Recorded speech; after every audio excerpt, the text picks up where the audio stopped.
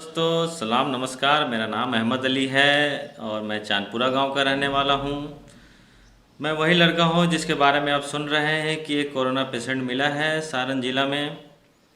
मैं वही लड़का हूं जो चांदपुरा का रहने वाला हूं। फ़िलहाल मैं छपरा के आइसोलेशन सेंटर में हूं पूरी फैमिली के साथ। मेरी पूरी फैमिली भी यहीं है। पूरी फैमिली हेल्दी स्वस्थ है और मैं भी पूरी तरह से स्वस्थ हूँ।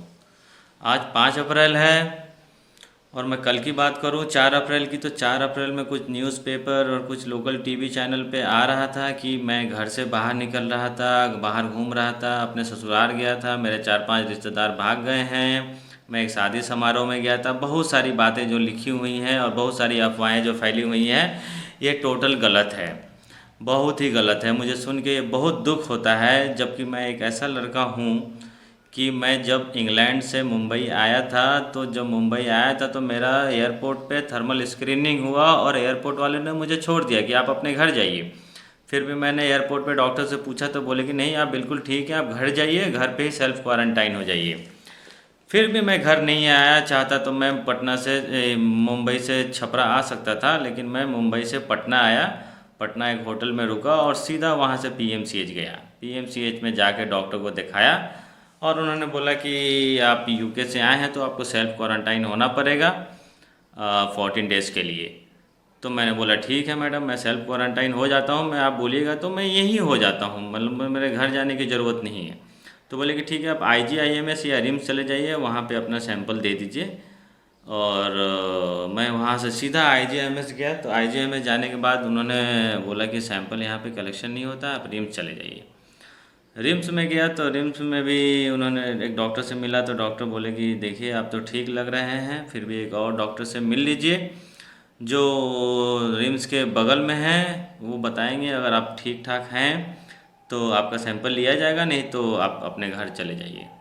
तो मैं जब वहाँ पे गया, बगल में नालंदा जो मेडिकल कॉलेज है या NLCMs, तो मैं जब वहाँ गया तो उन्होंने वहाँ पे गया, एक सिक्योरिटी गार्ड थे, तो वहाँ पूछा तो बोले यहाँ पे अभी डॉक्टर साहब नहीं हैं। तो मुझे कुछ समझ में नहीं आ रहा था, मैं सीधा 104 में कॉल किया जो गवर्नमेंट हेल्पलाइन है। उनको सारी हिस्ट्री बताई तो उन्होंने बोला कि ठीक है, आप अपने घर चल जाइए और सेल्फ क्वारंटाइन हो जाइए। मैं पटना से सीधा घर चला आया 21 तारीख को शाम में।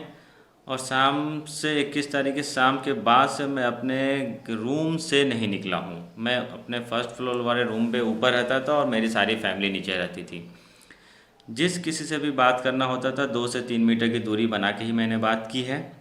और अपने फैमिली बीवी बच्चे से तो मैं वीडियो कॉल पे बात करता था कि मतलब देखता भी था तो इनसे दूर दूर दूर से 2-3 मीटर की दूरी से ही देखता था।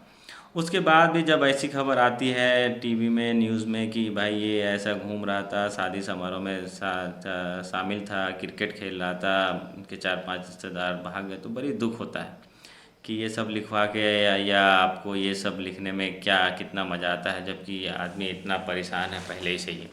अभी सिर्फ आपको मेरे लिए दुआ करने की ज़रूरत है कि मैं जल्दी ठीक होकर आपके बीच आ सकूं। और जितना से जितना हो सके मेरे गांव को सहयोग करें, क्योंकि गांव को चारों तरफ से सील कर दिया गया है। संगम बाबा इसी बीच में जाके दूध और सब्ज़ी दे रहे हैं। और जिससे जितना भी हो सके मेरे गांव को सहयोग करें। और जय हिंद।